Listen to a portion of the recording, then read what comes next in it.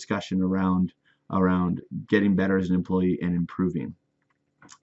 We usually divide this up a couple ways. HR is usually in charge of architecting this process. That is ensuring that it's done in a fair way, reasonably up to speed. Make sure managers have everything they need to manage their employees. Employees know what to expect, stuff like that. But usually it's the managers are the ones who actually give the ratings. If I'm in HR for a group of accountants and I have 300 accountants that I support, I'm probably not going to evaluate their performance because I'm not an accountant. Probably their manager, their lead accountant, would be the one who would have the subject matter expertise to rate their performance. So not usually done by HR, but designed, architected, and executed through HR. Who conducts them in addition to managers? Kind of everybody can. It really depends on how much money and how much time you're willing to put in the process to make sure it's good. There's a thing called a 360-degree feedback. You can get that. It's kind of all around. So I'll just take my job as a faculty. I have a department chair who evaluates me. I have co-workers, I have peers who will sit in on my classes or evaluate my research, and I have students who evaluate me through the student evaluation of instruction. So in each way, it's not perfect, right? I don't have taxpayers come in and evaluate my performance, even though they're the ones paying for it. But the idea here is the more people you can get to assess, assuming you believe in the validity of the assessment, then the more accurate the picture of the performance might be. The other thing that this helps, having a multi-source appraisal, is if I have a really bad relationship with my manager, but I'm actually a pretty darn good employee, my manager won't be the only one having voice in that discussion. So it is harder, it's more complex to normalize the data. Good HR person can set this up. There's all kinds of third-party providers that set this up. Would we do this all the time? Probably not. It's expensive and time consuming. Would we do it on some key roles or maybe senior leadership roles? Yeah, we probably would. We probably should in terms of validity. So let's get into a few methods. What are the tools that people use to do this? A very popular one is called the graphic rating scale. So basically I rate someone high, low. There are some drawbacks to it. If you rated me, for instance, you said, AV as a professor, boy, he's really good at making copies, but he's not very good at talking to students. Well, that means I did good on one, bad on the other. We left out the idea that the second one is probably much more important than the first one. So that doesn't allow us always to kind of rate what's the most important, but usually the idea is to let us get the breadth of the job, everything involved. Here's an example in terms of kind of an overall outstanding. They're very successful, top 10%, unsatisfactory. I don't know if this person's going to be here. Maybe they should let go, and everything in between. You can go based on expectations if you want. That's popular, exceeds, below expectations. The challenge with that, as we know, is that expectations vary within and between people. So if you have 3 managers in a room that just evaluated their team, that's 3 different sets of expectations. You have to somehow normalize that data when you end up coming together. Probably the most valid approach with a graphic rating scale would be what's called behaviorally anchored rating scales, or BARS, another one of the HR acronyms. The purpose of BARS is to create the anchors, but not set on expectations, to be set on actual behaviors. So here's an example in terms of customer service. Outstanding service exceeds expectations. Outstanding service, in this case, is use positive phrases to explain a product. So the more that you can tie them to behaviors, it's a lot of work. I get it. When I have this conversation during consulting, you can see just the overwhelmed look on managers and HR people like, she's going to take forever. Yes, it does take a long time. And if there isn't massive shift in the nature of the work, if you do it once right the first time, it should be a sustainable benefit to the organization. Ranking's fine. You get a 1 through N. I have 6 people on my team. I just rank them the best through the worst, 1 through 6. One of the challenges with that, of course, is that you can't get degrees of separation. So on my team, I might have 6 people. I might have 2 people who could run it by themselves. Like, they're incredible. They pull up everybody else. They're the mistake eraser. I mean, they're just incredible. And the bottom 4 are kind of subpar. Well, it looks like number 3 is just a little bit less optimal than number 2 if I do a ranking. But in real life, there's a massive gap right there. So ranking works fine. Better not to do it mechanically to crank out like a salary increase because it won't recognize those the variance in performance. Force distribution is another one that works. You can say, some people are going to be high, some people are going to be low, and on average, people are average. I should say, remember that the rest of your life. It's kind of one of my lines I throw out in class a lot. On average, people are average. Nobody thinks they're average, but on average, people are average. So this would be on a scale of 1 to 5. Most people get a 3. There's a handful of 4s, handful of 2s. There's a couple 5s and a couple 1s. This works. But what if you have overall a really low performing team, a bunch of boneheads, and you have to go sit down with a half of that team and say they were above average. When in your head you're like, yeah, you're above average on the team, but our team stinks. Or reverse that. What if you have a team with just stellar all-stars, lots of years of experience, great track record of results? You have to sit down with half of that team and tell them they're below average. So it can create some social, some relationship problems between the manager and the people who are being rated.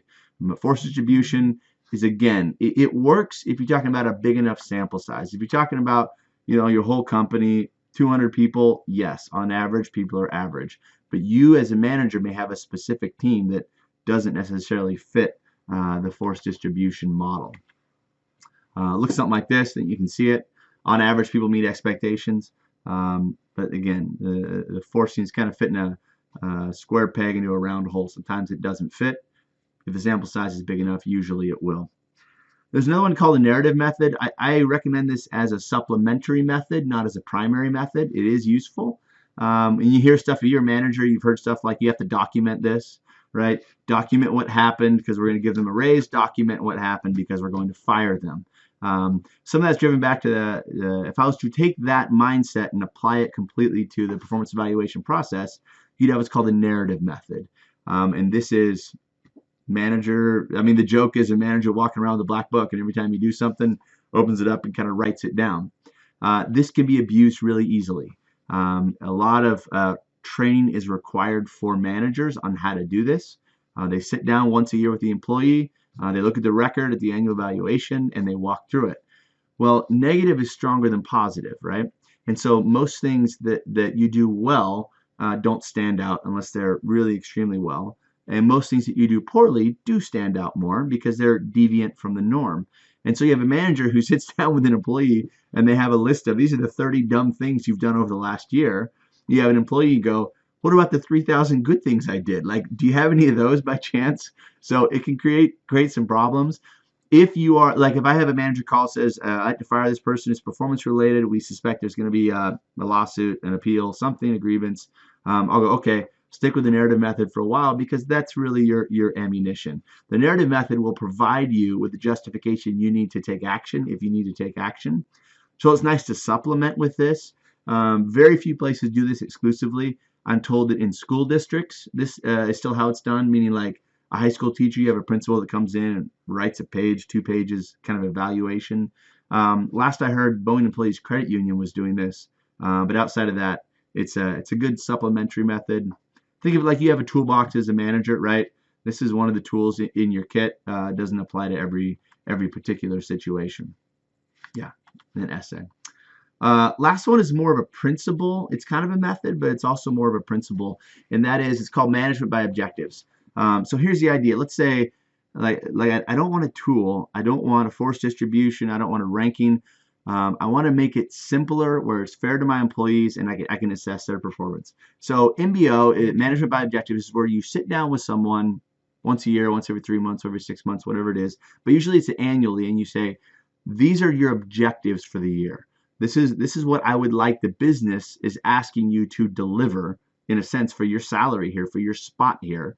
And the employee comes back and says, I can do more. Well, okay, we figure it out. The employee comes back and says, those are unfair expectations. I can't do that. And so there's some negotiation, but you lay out the objectives.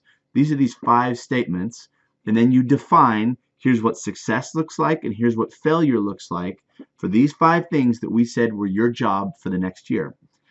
From there forward, management of that person's performance looks like meeting with them, pulling out that piece of paper and go, let's go through the 5. Like, how are we doing? We agreed 8 weeks ago, 8 months ago, this is what constitutes good performance on your job. Like, how you doing? How can I support you? What do you need? Is there anything blocking you from being able to be successful as we together defined it? MBO is kind of based on this precedent of it's a book, Seven Habits of Highly Effective People. I might have mentioned it before. Dumb book, don't read it. But the second, let me just comment on that. When I rip on books, whenever a book comes out and says, now these are the 6 things to be a great leader, or the 3 I's of leadership, I'm like, oh my gosh, it's horrible. It totally disregards context. Every area, every culture, right? Organizational culture is unique. So apologize for my bad attitude. But it's based on this idea of number 2 from this book, begin with the end in mind. And that is, let's all agree right now where we're going. It's almost like organizational strategy or mission. Let's agree where we're going. If we can agree where we're going, then we can begin to draft up some objectives and some tactics to help us get there. But let's start with that. Let's define the future. So we're sitting here, you and I, in this one-on-one performance evaluation conversation, and we say, okay, in 1 year from right now, what do we want to look back and go, this is what we did, this is how we did it, and this is how it was a win for the business and for the person doing it. So that's it. Begin with the end in mind. That kind of informs the process of MBO. Again, I said this at the beginning, I'll say it again. There is no single method. If a manager says, this is how we used to do performance in my company, let's do it here, that's where you want to go. Time out, wait a second. Does it fit with the culture? Does it fit with the job? If you evaluate a NASA engineer, it's different than if you evaluate someone who's bucking bales of hay than it is someone who's fill in the blank, making French fries. So you got to figure out what fits, what kind of performance is even measurable. If they're quantitative basis for performance, there's a firm that I have a lot of respect for. It's called Lamb Weston. They're out in Quincy. And a lot of their leaders are judged on kind of a dashboard of quantitative output. So there's no question, if you're a manager, leader, shift supervisor, there's no question of, did I do a good job today? Like the numbers are right there in front of your face, and you can modify your behavior according to that feedback. Some jobs don't have that, right? So like, I'll state mine, like as a professor, like you try hard, you do your best, you do what you think works, and you find out in 5 years when someone calls you and says, hey, I'm the youngest HR manager of this X company, and I've been doing what you said, and you're like, oh man, maybe I did something right. So some jobs give you quick feedback, and some jobs aren't really designed for it. So you got to pick the one that fits for that job. There are, of course, problems in the interview. I already mentioned that the biggest thing is probably the person's relationship with their manager. So I live in Ellensburg, Washington, small town, Eastern Washington kid. I can drive a tractor and drive a quad and plow snow, and I like to be out in the mountains. Well, if my manager is from Rwanda and is an 85-year-old Rwandan woman who grew up in the Bronx, okay, we don't have a lot in common on paper in terms of demographics. So we're both going to have to work really hard to have like a trusting, optimal social exchange. So that's going to affect how she is going to evaluate my performance. So that's kind of the constant that's out there. What is the relationship like? Some other potential challenges are varying standards. The same manager has different standards for different people. Oh, that's Joanne. Well, she just went through a tough divorce, and so we're going to go a little bit easy on her in terms of performance evaluation. Then there's error in the process. The process isn't trusted, isn't valid, or vice versa. We're going to be a little bit more difficult on her, because she's been here 10 years in the same job, and we expect more of her. So varying standards between managers is usually where this is the worst. Manager evaluates performance. They go to sit with the senior manager just to cross-check it. Senior manager says, no, I don't like those people, or I don't like how you evaluated them. Recency and primacy effects. If they did one thing that stood out, also called halo effect, something about this person I really like, or one project they did. Another recency kind of effect is called Horns effect. Well, they did great all year, but 2 weeks ago they bombed on a project, so I'm going to hurt them now. So trying to take into account the whole time period. I see a thing called central tendency or leniency bias a lot. I don't see strictness bias a whole lot. So let's talk about this, because I want to extract our minds for a minute from an HR person architecting a process to a manager and an employee who maybe have known each other for years. There's a friendship, there's a professional relationship there, and the manager is going to give that person feedback, and it can't not affect their relationship. So I have a boss right now. I really like my friend. All my bosses right now are great, but if one of them has to sit down with me and say, James, like you suck at your job. Here's why, and here's the behaviors. And let's say they do it well. That's gonna put a wedge in our relationship. And so one of the things with us as HR professionals, we got to bear in mind, this is not just a process that we put together, we ship out, and we say go, and best of luck, let the chips fall where they may. This is where if managers rate somebody low, it's going to be harder for the manager to manage that person for the next year because the person's probably hurt and probably doesn't trust the manager, or at least trust them less. So we have to keep that in mind of the process. They're human beings, ego, psychology, esteem, stuff like that on the table. With these biases, central tendency is basically, if I'm scale of 1 to 5, I'm going to put everybody around a 3, maybe 1, 4, and 1, 2, but keep everybody in the middle. Why would I do that? Because I don't have to defend my decisions. I don't have to explain to everybody why you didn't get higher, because almost everybody was a 3. Leniency bias is on a scale of 1 to 5. I put everybody 4 and 5. I put everybody high because, gosh, I just love everybody. Most of the time, not all the time, but most of the time, that's a manager who is trying to avoid conflict, trying to be maybe professionally savvy, but trying to avoid conflict and hurt feelings and work for themselves. I have rarely seen strictness bias. I've seen it a couple times. It's engineer I used to work with by the name of JT. He did this once, and he came back with his evaluation on a scale of 1 to 10, and everybody was like a 1, 2, and a 3. And of course, everybody else has leniency bias, so their engineers are 8, 9, 10. And he comes in and he says, I think I did this process wrong. It was pretty funny. But strictness bias is where nobody's good enough. It's the angry dad. Nobody's good enough here. Halo and Horns, I mentioned that. The classic, of course, is, are they like me? And if someone is like me, well, they're probably good. Why? Because I have a thing called self-esteem, and I try to engage in my life in such a way to uphold that, because it hurts if I don't. So if you're like me, you're probably good. If you're not like me, you're probably bad. Very base level, archaic thinking leads to all types of bias and problems, and affects pretty much everyone. So different raters, as a manager, let me back up. As an HR person, we're aware of these and we train people in them. And you can't, you're not going to go up to somebody and say, oh, well, this is your bias. I mean, maybe it's obvious, but probably not. But you're going to say, as a manager trying to do their job right, let's keep these things in mind, right? What we're going here for is accuracy, not a manager's preference. We're going for accuracy. What is the most valid assessment of your employee's performance? As an agent of the business, that is our job as a manager, to advance the interests of the business, which may be, I don't like this person on my team, they're a jerk, I can't stand working with them, but they're really good at their job. Then their performance evaluation needs to reflect that accordingly. When you do the interviews, a few hints you can look at here. One of the biggest ones that I typically see is a manager. An employee wants to know, are they getting a raise? I get that. That's fair.